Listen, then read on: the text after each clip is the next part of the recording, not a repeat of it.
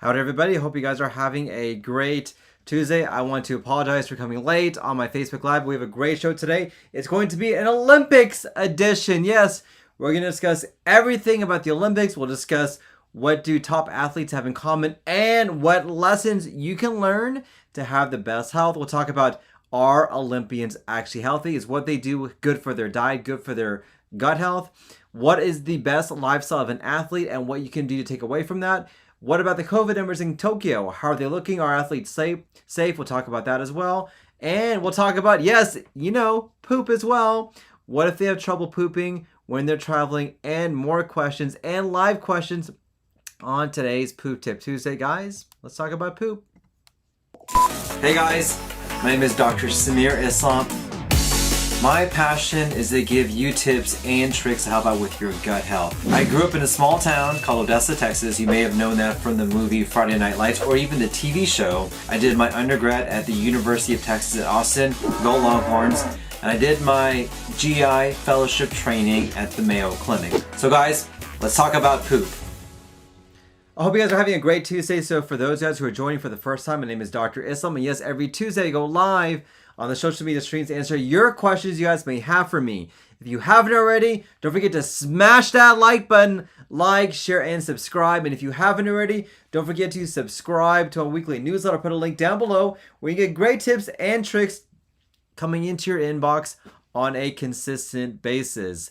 Also, we'll go through some housekeeping tips. If you guys have a question for me on the live stream, comment down below. But also let me know if you're watching this live or on the replay and where you're watching this from. I love to see where my audience is watching this from. Gary, it's good seeing you. Thank you for watching on the live stream. And Sakil, it's good seeing you as well. Thank you for watching on the live stream as well. So today we're doing an All Olympics edition on the Poop Tip Tuesday. And also answer any questions you guys may have just in general about your gut health. How many of you guys are watching the Olympics? I am. I love the Olympics. The Summer Olympics are one of my best or favorite events. Obviously, you saw I've done a couple of videos with my good friend David Long from Lubbock Cooper Clinic about some of the Olympic athletes that we've seen. So if you want to tune into my Facebook and YouTube channel and Instagram as well, you can see some of those videos as well. So I'm having a great time watching the Olympics. All right, so let's talk about some questions. So hey, Dr. Islam, what do top athletes have in common to keep their health great? And what can you do what can I do as an individual person to hopefully get improvement with my health as well? All right, so we know when we see these Olympic athletes, they are at the top of their field. They are doing everything they could to get where they need to be. They're professionals. They have dedication. They've changed their lifestyle. They work hours and hours and hours on end. They eat well and they exercise as well. And so it's kind of hard when you see athletes like this. You're like, oh my gosh, how can I strive for gut health or health just like these athletes, because they dedicate their lives to this? Well, here's what I want you to know. These are some lessons I think that all of us can take when it comes to improving our health from these Olympic athletes. Number one, it really comes down to dedication. If you can dedicate for a goal, for what you have, this is really one of the biggest steps that you can do. And it's hard to do that because sometimes goals can be very ambiguous, or sometimes you can have, I have this goal that I want to lose weight, but that's not enough. Olympic athletes have a specific goal. I want to swim the 100 meters freestyle in this amount of seconds so I can get this particular record. And it's these specific goals that we try to do that can be beneficial for us, and this is what we need in real life as well. So my recommendation for you, at least initially, don't have just a generic goal, I want to lose weight. Have a specific goal. I want to lose 35 pounds by 4 months from now. If you have a specific goal in mind, this will help you, just like it helps athletes reach that goal that they need.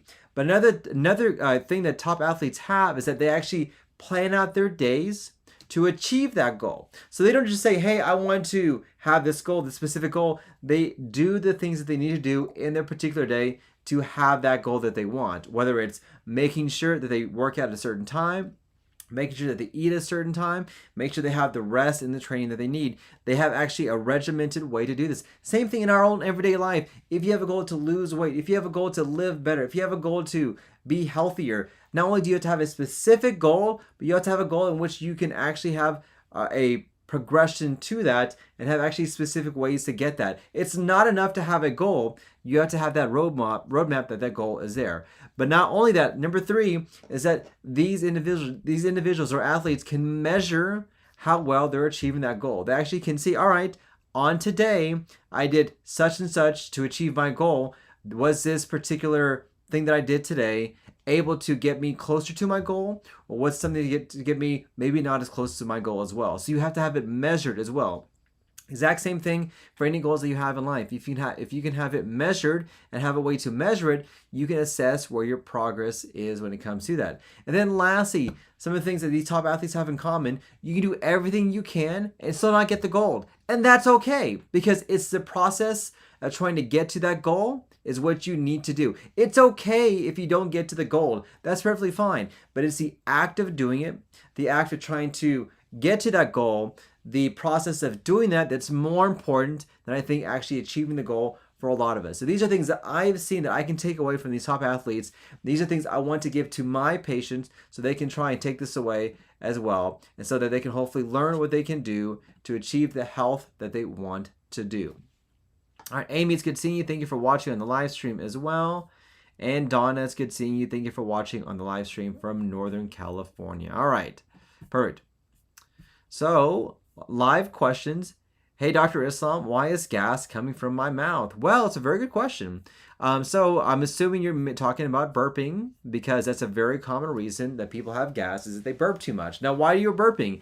A lot of different reasons why people can burp. Now, number 1, the biggest reason, you'd be surprised, is air swallowing. Yes, swallowing air. If you swallow too much air by drinking a thinking through a straw, I apologize, eating very, very quickly, maybe you're just ingesting a lot or talking a lot like I do sometimes, that can cause you to have a lot of air, and the air can build up and cause a lot of gas to occur. Number 2 is that you can also be certain foods that you eat, whether it's dairy foods or foods that are difficult to digest, that can cause a lot of gas, a lot of distension, and produce a lot of air as well. And then lastly, a very common reason for a lot of air in the upper GI tract is problems down below. If you have issues with constipation, you can't push things through. Things will back up and cause air to accumulate inside your upper GI tract to cause the bloating and the distension and the air as well. So it's a very common reason to have air. So it's a very good question as well. Wally Allen, it's good seeing you. Thank you for watching as well. And Glenda, it's good seeing you as well. Thank you guys for watching on the live stream. All right. So question number 2 about the Olympics. Hey, Dr. Islam, are Olympians actually healthy? Yes! Question answered. No. So I want to go into this in more detail, because yes, we know that athletes are healthy, and we do know that their bodies change when it comes to that. But the question I want to ask for you guys is what they're doing really good for their long-term health? And is what they're doing, the stress that they put themselves through, is this a thing that can really cause problems to occur later on in life? And so we can see that a lot of our athletes go through a lot of stress. In the gymnastics, you can see Simone Biles today was injured because of a event that she did. Very common to have these injuries because of the stress and tear of their bones. What can they do to help minimize some of those risks that are there? The biggest thing is rest. And this is one of the things I want to impart upon my audience, is the importance of rest. Rest, whether it's rest when you're sleeping, rest of your mind, resting just in terms of what's going on with your life, is an important part of being healthy. And this is one of the things that the Olympic athletes do commonly to allow them to recover, to become better at what they're doing, to allow their mind to rest, but also allows your body to rest as well. And so if you can do everything right, you eat good, you digest well, you don't do a lot of bad habits, but your rest is not there, that can be a problem in the foundation of your health. And so one of the important things Olympic athletes do is that they maintain their rest, but not only physical rest, but mental rest as well. And by doing that, they're able to do the things that they want to do, but also more importantly, achieve the goals that they want to achieve. All right, question number 3. Hey, Dr. Islam, what are the lifestyle tips of an athlete that I would recommend to my patients? All right, so I talked about this briefly from above, but I think number 1, having a goal in mind of what you want to do, a specific goal in mind, is very important for what you need to do. But also number 2, really having a good diet is a fantastic foundation for your gut health. You don't see these Olympic athletes, but commonly going out to eat, having bad food, going on some sort of cheat day when they're training for their particular goals. This is an important lifestyle recommendation I have for my patients as well, because how you live your life in terms of your everyday things are going to be the way that you're going to have your life or your gut health as well. And so this is an important thing. I mentioned rest and digest as well. They also train, and they train their body and train their mind. And this is something we can do as well on an everyday basis. We can train ourselves to live a better life. We can train ourselves to live the life that we want to live. We can train ourselves to do the things that we want to do. But also, lastly, they also have a lot of mental strength. It is hard sometimes to make changes in your life. It is hard to want to live better. It is hard to want to have a better lifestyle. There are so many things that can go against that as well, whether it's family, whether it's other things going on. And so having that mental strength, that mental fortitude is an important part of living your life, and also living a great lifestyle so you can live the life that you want to live. All right, let me go into some live questions as well. All right. So Amy asks, hey, Dr. Islam, why do I sometimes start to choke out of nowhere? Well, that's a very good question. It's hard for me to really answer that. So I will tell you, if patients choke or things get stuck, that most likely means that something is stuck inside that esophagus. There's a narrowing that's there. And that can be due to chronic acid reflux. Maybe there's an ulcer, maybe there's inflammation, or even, gosh forbid, the worst case scenario that we always worry about is whether there's a cancer inside that esophagus as well that can make things a little bit more difficult to pass through. And so if you have the worry of things getting stuck, this is a warning sign in the GI world. This makes us wonder if there's something else going on inside that upper GI tract that we need to investigate and also see what's going on. So if that's the case, I would encourage you to see your local GI doctor like me and hopefully get that taken care of as well. Let's see. Julie's good seeing you. Thank you for watching on the live stream. Sean's good seeing you as well. Marcus, good question. I'll answer this question as well. It's good seeing you. And Donna's good seeing you as well on the live stream. All right.